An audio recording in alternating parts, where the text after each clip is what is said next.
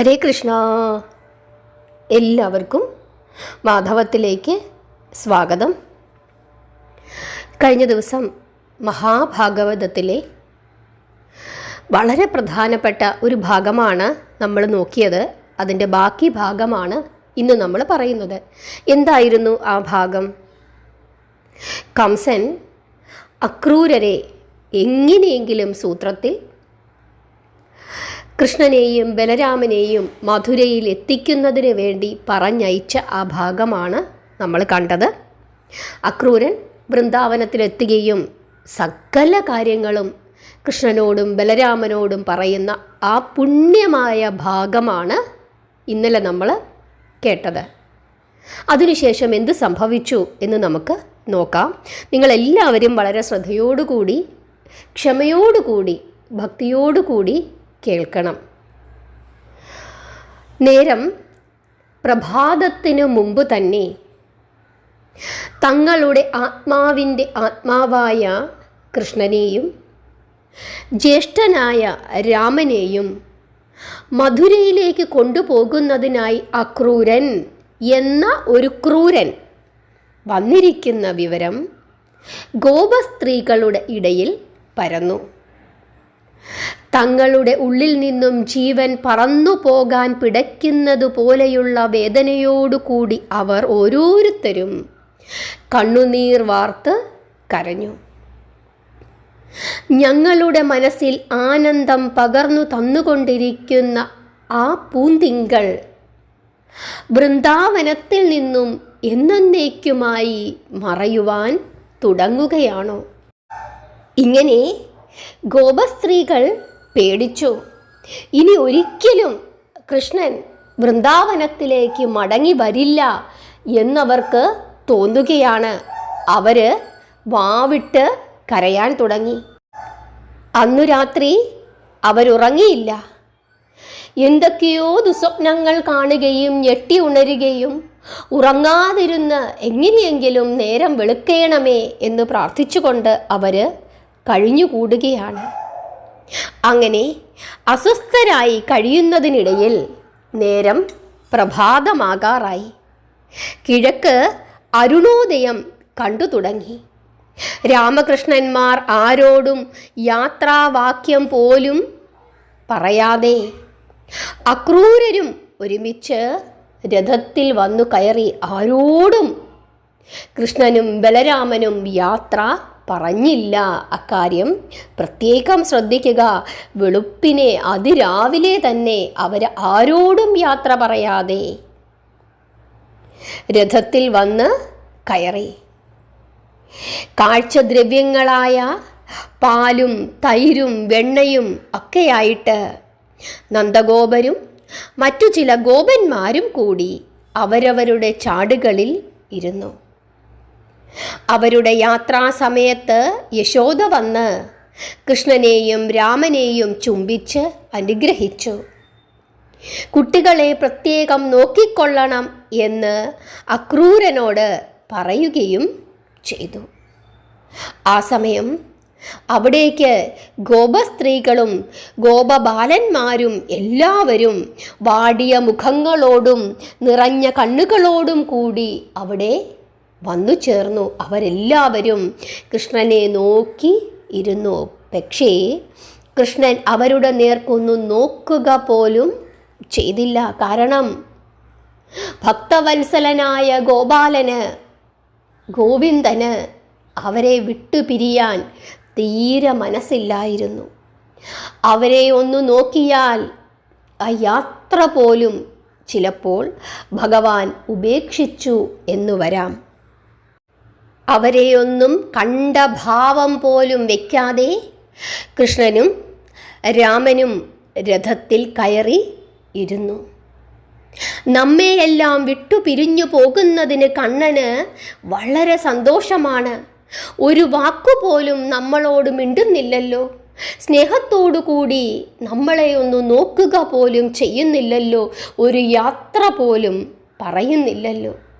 ഇങ്ങനെ പറഞ്ഞ് ഗോപികമാർ സങ്കടപ്പെടുന്നതിനിടയിൽ അക്രൂരൻ്റെ രഥം സാവധാനം മുമ്പോട്ടു നീങ്ങി. പുറകെ ഗോപന്മാരുടെ വണ്ടികളും നീങ്ങിത്തുടങ്ങി. കണ്ണൻ്റെ തേർചക്രങ്ങൾ ഉരുണ്ടുരുണ്ടകലുന്നത് കണ്ണെത്തുന്നതുവരെ നോക്കി നിന്ന് കണ്ടതിനു ശേഷം കണ്ണുനീർ വാർത്ത് നെടുവീർപ്പുകൾ വിട്ടുകൊണ്ട്, ഇനി കണ്ണനില്ലാതെ ഞങ്ങൾ എങ്ങനെ ഇവിടെ ജീവിക്കും എന്നു കരുതി അവർ സ്വഗൃഹങ്ങളിലേക്ക് തിരിച്ചുപോയി. രഥം വനസ്ഥലം കടന്ന് കാളിന്തി തടത്തിലെത്തിയപ്പോൾ അതു നിർത്തി രാമകൃഷ്ണന്മാർ നദിയിലിറങ്ങി ദേഹശുദ്ധി വരുത്തി ജലം പാനം ചെയ്ത് തിരിച്ച് തേരിൽ വന്നിരുന്നു. ആ സമയം രഥം ഒരു വൃക്ഷത്തിൻ്റെ ചുവട്ടിൽ നിർത്തിയിട്ട് അക്രൂരനും ശരീരശുദ്ധി വരുത്തുന്നതിനായി കാളിന്തി നദിയിൽ ഇറങ്ങി. അപ്പോൾ ആ ജലത്തിൻ്റെ അന്തർഭാഗത്ത് രാമകൃഷ്ണന്മാർ നിൽക്കുന്നതായി അക്രൂരൻ കാണുകയാണ്. അപ്പോൾ പെട്ടെന്നു തന്നെ ഭയപ്പെട്ട് അക്രൂരൻ വെള്ളത്തിൽ നിന്നും പൊങ്ങി രഥത്തിലേക്ക് നോക്കിയപ്പോൾ അതാ അവിടെ ഇരിക്കുന്നു രാമകൃഷ്ണന്മാർ. വീണ്ടും ആ ഭക്തൻ ജലത്തിൽ മുങ്ങി. അപ്പോൾ കൃഷ്ണൻ മാത്രമായി ജലത്തിൽ നിൽക്കുന്നതായി അദ്ദേഹം കണ്ടു. നിമിഷ നേരം കൊണ്ട് ആ ദൃശ്യം മറഞ്ഞു. തൽസ്ഥാനത്ത് വിരാട് പുരുഷനായ വിഷ്ണുവിൻ്റെ പൂർണ്ണമായ വിശ്വരൂപം പ്രത്യക്ഷപ്പെട്ടു.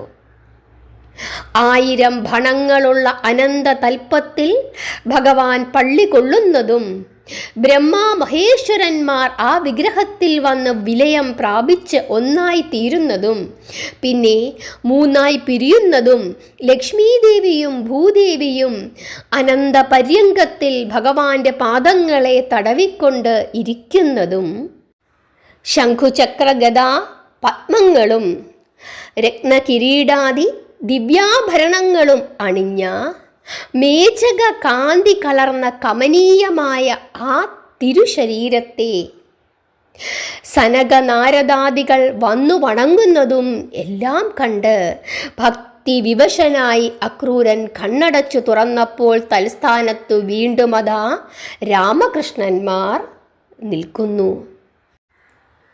ആ ഭക്തന് ഭഗവാൻ വലിയ സമ്മാനമാണ് നൽകിയിരിക്കുന്നത്. അക്രൂരൻ മുങ്ങി നിവർന്നെഴുന്നേറ്റ് സാവധാനം കരയ്ക്കു കയറി രോമാഞ്ചമണിഞ്ഞ് ഭക്തിയിൽ മുഴുകി പരിഭ്രമത്തോടുകൂടി രഥത്തിൽ വന്നിരുന്നു. കൃഷ്ണൻ പുഞ്ചിരിച്ചുകൊണ്ട് ചോദിക്കുകയാണ്, അക്രൂര, തണുപ്പുള്ള വെള്ളത്തിൽ കുളിച്ചിട്ട് എന്തിനാണ് അങ്ങിങ്ങനെ വിയർക്കുന്നത്? അതിനിടയിൽ കോൾമയിർ കൊള്ളുകയും ചെയ്യുന്നുണ്ടല്ലോ. എന്താണ് കാരണം? വിയർപ്പും തണുപ്പും ഒരേ സമയത്ത്? ഇങ്ങനെ ചോദിക്കുകയാണ് ആ കള്ളകൃഷ്ണൻ. ആ ഭക്തൻ കൈകൾ കൂപ്പിക്കൊണ്ട് ഇങ്ങനെ ഉണർത്തിച്ചു. അവിടുത്തെ ലീലാവിലാസങ്ങൾ വെള്ളത്തിൽ കണ്ടു ഞാൻ പരിഭ്രാന്തനായിപ്പോയി. അതിൻ്റെ വിഷമങ്ങളാണ് ഈ ശരീരത്തിൽ കാണുന്നത്. മറ്റൊന്നുമല്ല, ഉഷ്ണവും പുകച്ചിലും കുളിരും തണുപ്പും ഒരേ സമയത്ത്. ഇത് കേട്ടപ്പോൾ ആ ജ്യേഷ്ഠനും അനുജനും പരസ്പരം നോക്കി ഒന്ന് പുഞ്ചിരിച്ചു. നേരം ഉച്ച കഴിഞ്ഞപ്പോൾ രഥം മധുരാപുരിയുടെ പുരോഭാഗത്ത് ഉദ്യാനത്തിൽ എത്തിച്ചേർന്നു. അക്രൂരൻ്റെ തേര് കാളിന്തി തീരത്ത് കുറേ നേരം താമസിച്ചു പോയതുകൊണ്ട് ഗോപന്മാരുടെ വണ്ടികൾ നേരത്തെ തന്നെ മധുരയിൽ എത്തിക്കഴിഞ്ഞിരുന്നു. പിതാവിനെ വന്ദിച്ച ശേഷം പീതാംബരൻ അക്രൂരനോട് ഇങ്ങനെ പറഞ്ഞു, മാതുല, വേഗം തന്നെ പോയി ഞങ്ങളുടെ വരവ് കംസമാതുലനെ അറിയിക്കുക. അപ്പോൾ അക്രൂരൻ ഇങ്ങനെ പറഞ്ഞു, കൃഷ്ണ ഭഗവാനെ, ഇന്നത്തെ രാത്രി എൻ്റെ ഗൃഹത്തിൽ താമസിക്കുവാൻ അങ്ങേക്ക് ദയവുണ്ടാകണം. ഈ പാവന പാദങ്ങൾ കൊണ്ട് ആ പാദസ്പർശം കൊണ്ട് എൻ്റെ ഗൃഹം സംശുദ്ധമായി തീരട്ടെ. ഉടനെ കൃഷ്ണൻ വളരെ ഉറച്ച സ്വരത്തിൽ ഇങ്ങനെ പറഞ്ഞു, വേണ്ട, ഉച്ച തിരിഞ്ഞതേ ഉള്ളൂ. കംസൻ പറഞ്ഞതനുസരിച്ച് വന്ന സ്ഥിതിക്ക് കംസനെ കാണാതെ മറ്റൊരു ഗൃഹത്തിലേക്ക് പോകുന്നത് ശരിയല്ല. അതുമാത്രമല്ല, അങ്ങയെക്കുറിച്ച് കംസനു ചില തെറ്റിദ്ധാരണകൾ അത് ഉണ്ടാക്കുകയും ചെയ്യും. കൃഷ്ണൻ അരുളിയത് ശരിയാണെന്നുള്ള ബോധ്യത്തോടു കൂടി അക്രൂരൻ കംസന്റെ അടുത്തു ചെന്ന് കൃഷ്ണന്റെയും രാമന്റെയും ആഗമന വിവരം അറിയിച്ചതിനു ശേഷം സ്വവസതിയിലേക്ക് പോയി. സന്ധ്യസമയമായപ്പോൾ രാമകൃഷ്ണന്മാർ നന്ദഗോപരുടെ കൂടെ വന്ന ഏതാനും ഗോപന്മാരും ഒരുമിച്ച് മനോഹരമായ മധുരാപുരിയുടെ വിശേഷങ്ങൾ കാണുന്നതിനായി ചുറ്റി നടന്നു. നേരത്തെ തന്നെ കേട്ടിട്ടുള്ള കാമകോമളന്മാരായ രാമകൃഷ്ണന്മാർ നഗരത്തിൽ വന്നിട്ടുണ്ട് എന്നറിഞ്ഞ് മധുരാപുരിയിലെ സുന്ദരിമാർ മട്ടുപ്പാവുകളിൽ കയറി നിന്ന് അവരുടെ സൗന്ദര്യത്തെ ആസ്വദിച്ചു. ആ സുന്ദരിമാർക്ക് വലിയ സന്തോഷമായി. അവര് രാമനും കൃഷ്ണനും നടന്നു പോകുന്ന വഴികളിൽ മട്ടുപ്പാവുകളിൽ നിന്നുകൊണ്ട് പുഷ്പങ്ങൾ വർഷിച്ചു. കൃഷ്ണന്റെ അതിരറ്റ അഴകും അതിരറ്റ ചന്തം വഴിയുന്ന കാന്തിയും കണ്ട് അവർ മോഹപരവശരായി പോയി എന്ന് നമുക്ക് പറയാം. പിന്നെയും പിന്നെയും രാമകൃഷ്ണന്മാർ ഓരോരോ സ്ഥലങ്ങൾ കണ്ടുകൊണ്ട് നടക്കുമ്പോൾ ഒരു രചകൻ വലിയ വസ്ത്രഭാണ്ഡക്കെട്ടുമായി അവരുടെ മുമ്പിൽ കൂടി വളരെ ധാർഷ്ട്യത്തോടു കൂടി കടന്നുപോയി. കൃഷ്ണൻ അവനെ വിളിച്ചു. എന്നിട്ട് ചോദിച്ചു, നല്ലവനായ വെളുത്തേടാ, ഞങ്ങൾ യാഗം കാണുന്നതിനായി വന്ന പശുപാലകന്മാരാണ്. ഉടുക്കാൻ നല്ല മുണ്ടില്ല. ഓരോ മുണ്ട് ഞങ്ങൾക്ക് തരാമോ? ഇങ്ങനെ ചോദിക്കുകയാണ് ആര്? കൃഷ്ണൻ.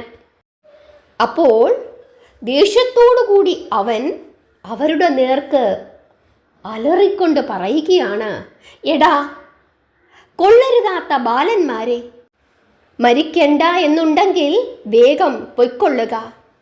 പശുക്കളെ മേച്ചു നടക്കുന്ന കാട്ടുജാതികളായ നിങ്ങൾക്ക് രാജാവിൻ്റെ വസ്ത്രമുടുക്കുവാൻ മോഹം വന്നാൽ അതു പിന്നെ നിങ്ങളുടെ നാശത്തിനാണ് എന്ന് മാത്രമേ ഞാൻ പറയുകയുള്ളൂ.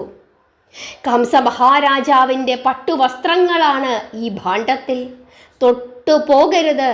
അങ്ങനെ ചെയ്താൽ പിന്നെ നിങ്ങളുടെ പൊടി പോലും കാണുകയില്ല. അയ്യടാ, എന്തൊരു സാമർഥ്യം! രാജാവിൻ്റെ വസ്ത്രം വേണം പോലും. കള്ളപ്പരിശകളെ ഓടടാ എന്ന് പറയുകയാണ് അവൻ. അത് കേട്ടപ്പോൾ കൃഷ്ണൻ മുമ്പോട്ടടുത്ത് അവൻ്റെ ശിരസിലൊന്ന് പ്രഹരിച്ചു. അതോടുകൂടി പാവം അവൻ്റെ തല പിളർന്നുപോയി. അവൻ മരിച്ചു. അതിനുശേഷം അവൻ്റെ ഭണ്ഡാരമഴിച്ച് അതിൽ നിന്നും നല്ല വസ്ത്രങ്ങൾ എടുത്ത് വസുദേവൻ കൂട്ടുകാർക്ക് സമ്മാനിച്ചു. നീല പട്ടെടുത്ത് ബലരാമന് കൊടുത്തു. മഞ്ഞ പട്ടെടുത്ത് കൃഷ്ണനും ധരിച്ചു. അതിനുശേഷം പിന്നെയും അവർ മുമ്പോട്ട് നടക്കുകയാണ്. അപ്പോൾ അവർ വേറൊരാളെ കണ്ടു. ആരെയാണ് കണ്ടത്? കഞ്ചൻ എന്ന നെയ്ത്തുകാരൻ. അവർ ഏതോ ദിവ്യന്മാരായ ബാലന്മാരാണ് എന്നുള്ള സങ്കല്പത്തോടു കൂടി ഈ കഞ്ചൻ തൻ്റെ കൈവശത്തിലുണ്ടായിരുന്ന ഏറ്റവും നല്ല കഞ്ചുകങ്ങളും വസ്ത്രങ്ങളും അവരുടെ മുമ്പിൽ തിരുമുൽ കാഴ്ചയായി വെച്ച് ഭക്തിയോടുകൂടി തൊഴുതു മാറി നിന്നു. കൃഷ്ണൻ അവയെ സ്വീകരിച്ചു. അവനെ അനുഗ്രഹിച്ചതിനു ശേഷം ആ വസ്ത്രങ്ങളും കഞ്ചുകങ്ങളും എടുത്ത് ചങ്ങാതിമാർക്ക് കൊടുത്തു.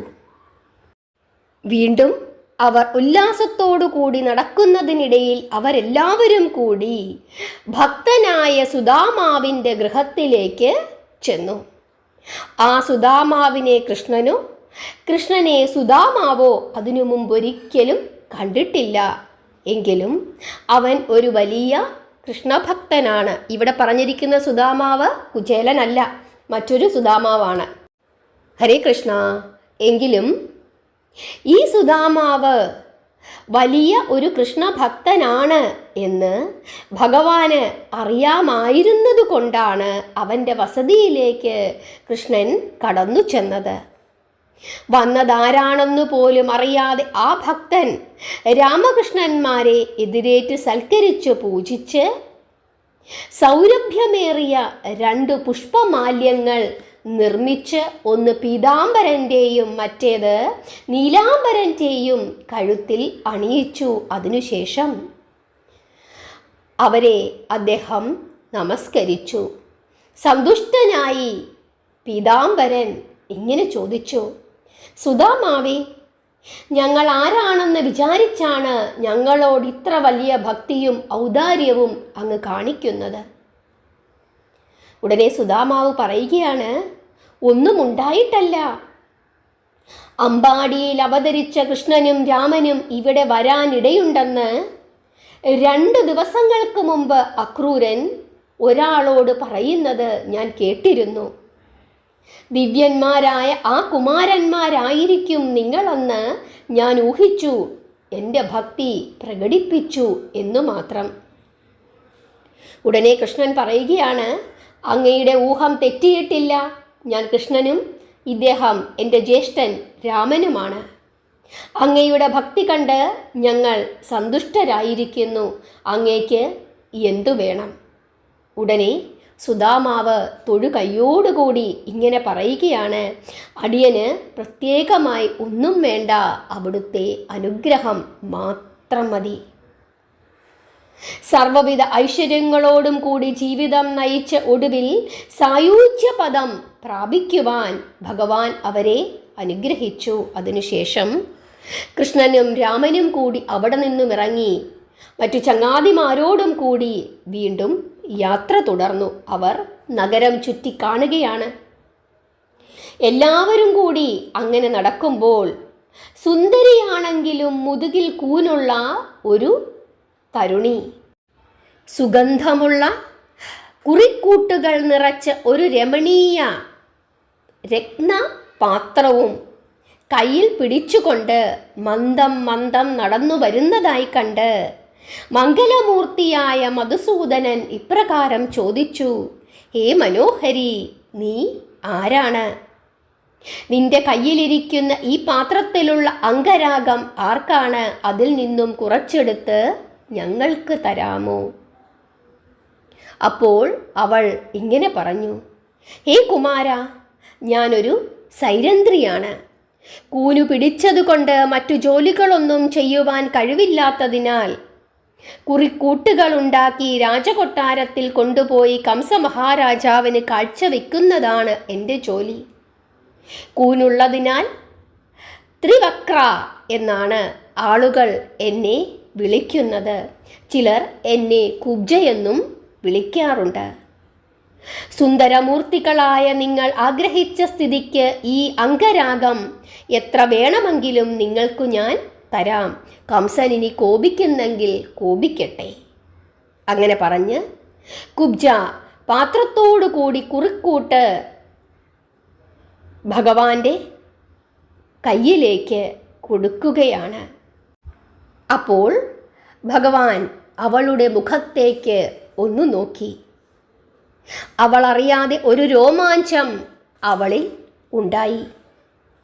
കുമാരനായ കൃഷ്ണൻ, സുന്ദരൻ, തൻ്റെ മുമ്പിൽ ഒരു മന്മഥനെ പോലെ നിൽക്കുന്നതായി അവൾക്ക് തോന്നി. കൃഷ്ണൻ അവളിൽ നിന്നും അംഗരാഗം വാങ്ങി കുറച്ചു ഭാഗം ജ്യേഷ്ഠന് കൊടുത്തതിനു ശേഷം ബാക്കി മുഴുവനും തൻ്റെ പൂമേനിയിൽ പൂശി.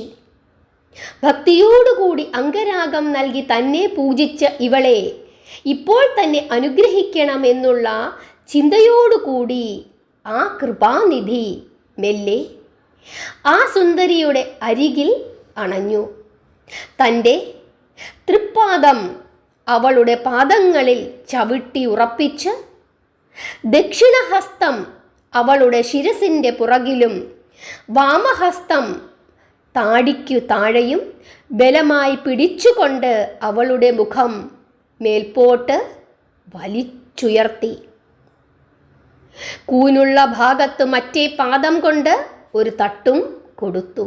അതോടുകൂടി കുബ്ജയുടെ കൂനു നിവർന്ന് അവൾ സുന്ദരിയായി.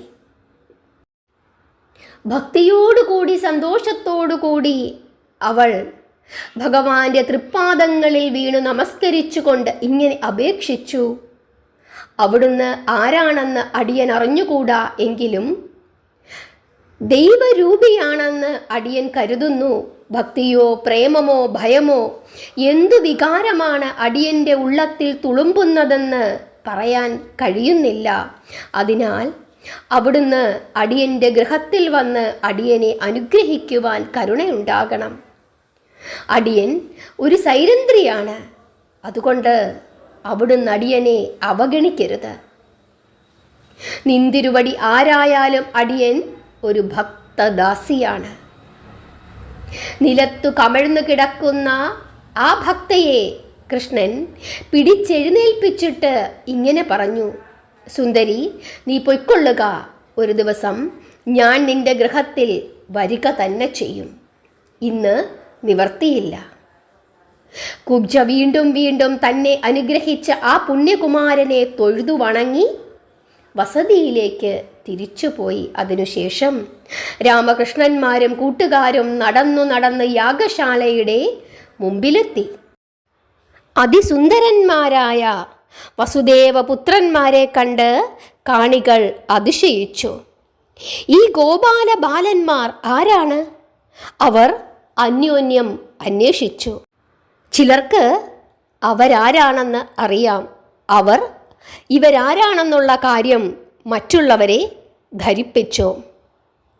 യാഗശാലയ്ക്കുള്ളിൽ പൂമാല്യങ്ങളാലും രത്നാഭരണ വിഭൂഷണങ്ങളാലും അലങ്കരിക്കപ്പെട്ട് ചുറ്റും പ്രഭാപൂരം ചൊരിയുന്ന പൊൻവിളക്കുകളും കൊളുത്തി നിരത്തിവെച്ച് സുഗന്ധധൂമങ്ങളും പ്രസരിപ്പിച്ച് ദിവ്യപൂജകളും അർപ്പിച്ച് ഉന്നത വേദിയിൽ സ്ഥാപിച്ചിരിക്കുന്ന ഒരു മഹാചാപം അവർ കണ്ടു. ചാപയാഗമാണ് അവിടെ നടക്കുന്നത്. അതിനു വേണ്ടിയിട്ടാണ് എന്നുള്ള വ്യാജേനയാണ് എല്ലാവരെയും അവിടേക്ക് കംസൻ ക്ഷണിച്ച് വരുത്തിയിരിക്കുന്നത്. ചുറ്റും കാവൽക്കാർ നിൽപ്പുണ്ട്. അവരോടാരോടും അനുവാദം ചോദിക്കാതെ കൃഷ്ണൻ യജ്ഞശാലയ്ക്കുള്ളിൽ പ്രവേശിച്ച് ഇടത്തെ കൈകൊണ്ട് നിഷ്പ്രയാസം ആ വില്ലെടുത്തു പൊക്കി കുലച്ച് രണ്ടായി ഒടിച്ചു. ആന കരിമ്പിൻ തണ്ട് എന്നതുപോലെ കഴിഞ്ഞ ത്രേതായുഗത്തിലും ഭഗവാൻ രാമചന്ദ്രനായി അവതരിച്ച് ശൈവചാപം മുറിച്ചിരുന്നു. അതേപോലെയായിരുന്നു ഇപ്പോഴും ഇവിടെ സംഭവിച്ചത്. അത് സ്വയംവരത്തിനു വേണ്ടിയായിരുന്നു എങ്കിൽ ഈ യുഗത്തിൽ അത് ശത്രുവധത്തിനു വേണ്ടിയിട്ട് ആയിരുന്നു. വില്ലൊടിഞ്ഞ ഭയങ്കര നാദം കേട്ടു. നഗരവാസികളെല്ലാവരും നടുങ്ങി. മരണഭീതിയോടുകൂടി കംസൻ മണിമാളികയിലിരുന്ന് ആ ശബ്ദം കേട്ടു. വിറച്ചുപോയി കംസൻ. ഭടന്മാർ അക്രമികളായ ബാലന്മാരെ പിടിച്ചു കെട്ടുന്നതിനായി പാഞ്ഞെടുത്തു. കെട്ടിയാൽ മാത്രം പോരാ, അവനെ അടിച്ചു കൊല്ലണം. എന്തൊരു ധിക്കാരമാണ് അവൻ കാണിച്ചത്! ഇങ്ങനെ ആർത്തു വിളിച്ചു കൊണ്ടുവന്ന ആ ഭടന്മാരെ ഒടിഞ്ഞ വില്ലിൻ്റെ കഷ്ണം കൊണ്ട് അടിച്ചു കൊന്നതിനു ശേഷം കൃഷ്ണൻ പുറത്തു വന്നു. പിന്നെ സ്ഥലം കാണുവാനായി എല്ലാവരും കൂടി ചുറ്റി നടന്നു. ചാപഭഞ്ജനം ചെയ്തതും ഭടന്മാരെ വധിച്ചതുമെല്ലാം കേട്ട് കംസൻ ആകെ പരിഭ്രമിച്ചു. വസുദേവകുമാരന്മാർ നദിയിലിറങ്ങി കൈയും കാലും മുഖവും എല്ലാം കഴുകിയതിനു ശേഷം സന്ധ്യാവന്ദനവും കഴിച്ച് അതിഥി മന്ദിരത്തിൽ നിന്നും അത്താഴവും കഴിച്ച് കുറേ നേരം കൂടി രാജധാനിയുടെ പരിസരങ്ങളിൽ ചുറ്റി നടന്നു. കംസന്റെ ദുഷ്ടതകളെ ഓരോന്നോരോന്നായി ഓർത്ത് രാമകൃഷ്ണന്മാർക്കും വില്ലൊടിച്ചതും ഭടന്മാരെ കൊന്നതും ഓർത്ത് കംസനും അന്നു രാത്രി ഉറങ്ങിയില്ല. ഹരേ കൃഷ്ണ. ഇതാണ് മധുരയിൽ വന്ന ആദ്യത്തെ ദിവസം അവിടെ നടന്നത്. ഹരേ കൃഷ്ണ. ഞാനൊരു കാര്യം നിങ്ങളോട് പറയട്ടെ. ഈ കഥാഭാഗം നിങ്ങൾ ഇപ്പോൾ കേട്ടു. വീണ്ടും ഒരു തവണ കൂടി നിങ്ങളെല്ലാവരും ഒന്നുകൂടി മനസ്സിരുത്തി കേൾക്കണം. അതിനുശേഷം കണ്ണടച്ച് ഇരുന്നിട്ട് കൃഷ്ണനും രാമനും എല്ലാവരും അക്രൂരൻ്റെ രഥത്തിൽ കയറി മധുരയിലേക്ക് പോകുന്ന ആ രംഗം മുതൽ നിങ്ങളുടെ മനസ്സിലൊന്ന് കാണാനായിട്ട് ശ്രമിക്കണം. ഇങ്ങനെ രഥത്തിലിരിക്കുന്നു, അക്രൂരൻ ഇരിക്കുന്നു. അപ്പോൾ ഗോപസ്ത്രീകളൊക്കെ വരുന്നു, അവർ കരയുന്നു, പക്ഷേ കൃഷ്ണൻ നോക്കുന്നില്ല. ഈ ഭാഗങ്ങളൊക്കെ നിങ്ങളൊന്ന് മനസ്സിൽ കാണണം. അതിനുശേഷം യമുനാ നദിയുടെ തീരത്തെത്തുന്നു. രാമകൃഷ്ണന്മാർ ശരീരശുദ്ധി വരുത്തുന്നു. അക്രൂരൻ ജലത്തിലിറങ്ങുന്നു, അവിടെ ഭഗവാനെ കാണുന്നു. ഈ കാര്യങ്ങളൊക്കെ ഉണ്ടല്ലോ. പിന്നീട് മധുരയിൽ വന്ന കാര്യങ്ങൾ, ഇതെല്ലാം നിങ്ങൾക്കൊന്ന് ഓർഡറിൽ അല്ലെങ്കിൽ നിങ്ങൾക്ക് വിഷ്വലൈസ് ചെയ്യാൻ പറ്റുന്ന ഏതെങ്കിലുമൊക്കെ ഭാഗങ്ങൾ ഓർഡറിൽ കാണാൻ സാധിക്കുന്നെങ്കിൽ അങ്ങനെ, അതല്ലെങ്കിൽ ഏതെങ്കിലും ഒന്നോ രണ്ടോ ഭാഗങ്ങളൊക്കെ തന്നെ നിങ്ങളുടെ മനസ്സിൽ ഒരു കഥാരൂപത്തിൽ നിങ്ങൾ എങ്ങനെയാണോ അത് ചിന്തിക്കുന്നത്, ഭഗവാന്റെ രൂപം എങ്ങനെയാണ്, ഗോപസ്ത്രീകളുടെ രൂപം എങ്ങനെയാണ്, ഇതൊക്കെ നിങ്ങളുടെ ആ ഒരു മനസ്സിൽ നിങ്ങളുടെ രൂപത്തിൽ കാണാനായിട്ട് ശ്രമിക്കണം. ആ വികാരം, ആ ഗോപസ്ത്രീകളുടെ ആ വികാരമൊക്കെ നിങ്ങളുടെ മനസ്സിലേക്ക് വരുത്തുന്നതിനായിട്ട് ശ്രമിക്കണം. കുബ്ജയുടെ വികാരം, അതൊക്കെ നിങ്ങളൊന്ന് നിങ്ങളുടെ മനസ്സിലേക്ക് കൊണ്ടുവരുന്നതിനായിട്ട് ഒന്ന് ശ്രമിച്ചു നോക്കൂ. അങ്ങനെ ശ്രമിക്കുന്നത് നിങ്ങളുടെ മനസ്സും ഭഗവാനുമായി അടുക്കുന്നതിന് വളരെയധികം സഹായിക്കും. ഒന്ന് ചെയ്തു നോക്കിയിട്ട് എത്ര പേർക്ക് പറ്റുന്നുണ്ട് എന്നുള്ള കാര്യമൊന്ന് പറയണം. കുറേശ്ശെ നിങ്ങളൊന്ന് ശ്രമിച്ചു നോക്കുക. ഒന്നോ രണ്ടോ തവണ നിങ്ങളൊന്ന് കേട്ടതിന് ശേഷം നിങ്ങളങ്ങനെ ചെയ്യണം. അപ്പോൾ നിങ്ങളുടെ മനസ്സിലേക്ക് കുറച്ചും കൂടെ ആ കഥാഭാഗം ഒന്ന് ഉറയ്ക്കും. നാമം ജപിച്ചുകൊണ്ടേയിരിക്കുക. ഏകാദശി വരുന്നു. ഏകാദശി എടുക്കാൻ സാധിക്കുന്നവരെല്ലാവരും തന്നെ ഏകാദശി എടുത്ത് പ്രാർത്ഥിക്കുക. ഹരേ കൃഷ്ണ.